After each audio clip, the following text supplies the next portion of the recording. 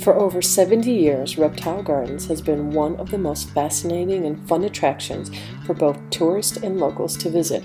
It is home to exotic plants, reptiles, birds, and more. We spoke to John Brocklesby and Terry Phillips.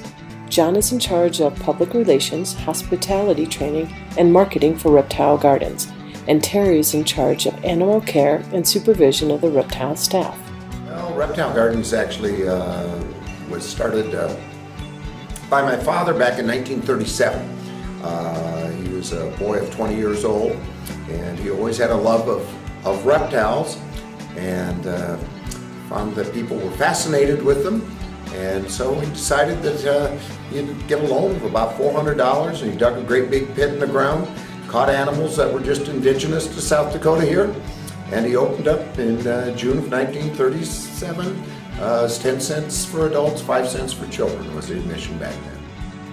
Reptile Gardens' longtime mascot Methuselah, the giant Galapagos tortoise, died in 2011.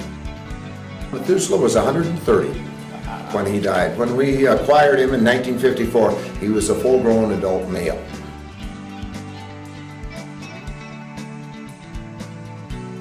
Prairie Dog Town gives visitors a chance to get up close and personal to the prairie dogs through the underground viewing glass.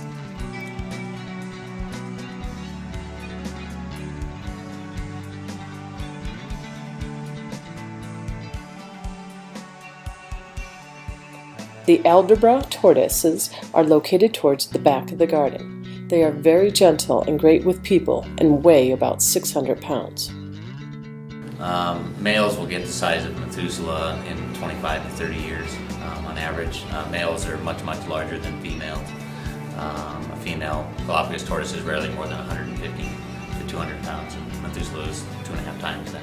The average lifespan is a very difficult thing to truly know. Some literature says up to 250 years, but I feel 150 is probably a very old individual. So Methuselah is right up there in a very aged animal.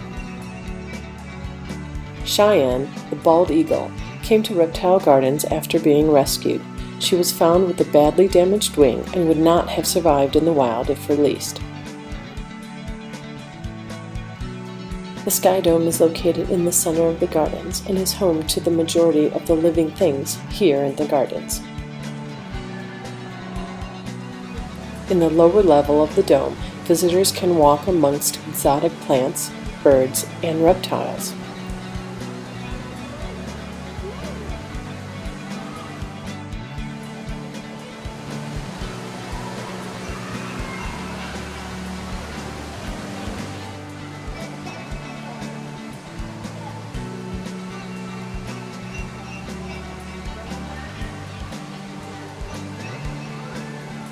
We asked John how the birds found their home in the Reptile Gardens dome. Ours are generally people that just can't take care of them anymore, the ones that we get. And we get requests for way more than we can ever take. So the outfit in Belfouche, they do a good thing being able to take these other birds.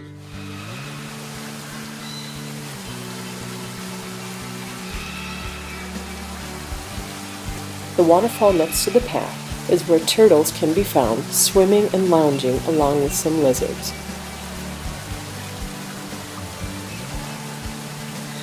The lower level of the dome is where visitors can also find maniac and other crocodilians. For a saltwater crocodile throughout their range in Asia, Indonesia, and Australia, he would be considered a medium to large adult male. He's young, so he has potential to get much larger. Crocodilians in general encompass alligators, crocodiles, caiman, and the gharial. All four of those are one and the same. They're very closely related types of animals, but lifespan would be the same.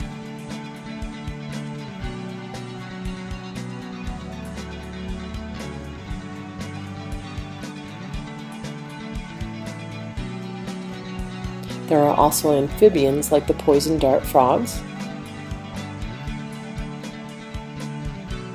big bugs and spiders, and in cooler weather, the Komodo dragon.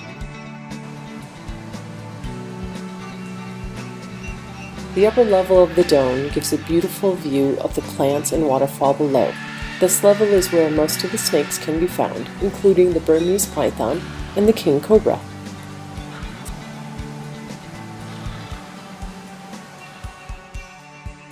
Probably the rarest animal that we have would be the rough-scaled python.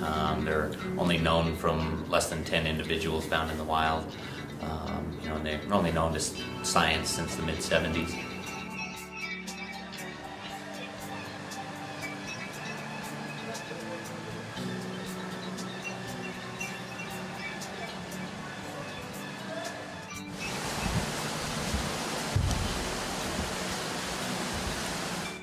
Several displays of prehistoric reptiles are also located on the upper level.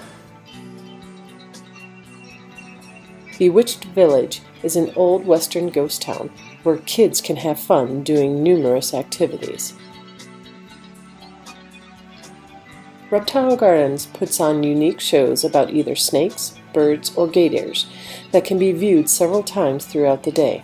These shows give the audience a chance to ask questions they might have, to get up close and touch some of the animals, if they dare. Plastic. There's a snake I'll bring out at the end of the show. So if you guys do want to see what one feels like, just hang back a few minutes. I'll be bringing him around. You guys want to pet him? Hands, go pet him. Hands, look, go pet him. Cool, huh? Well, our season basically runs from April 1st to the end of November. We've done filming for networks and things like that. Terry's been on the National Geographic Channel with the world's deadliest snake. We've done the Travel Channel with the giant tortoises, and those are kind of fun things that we've done in years past. For your own adventure, come visit Reptile Gardens for yourself.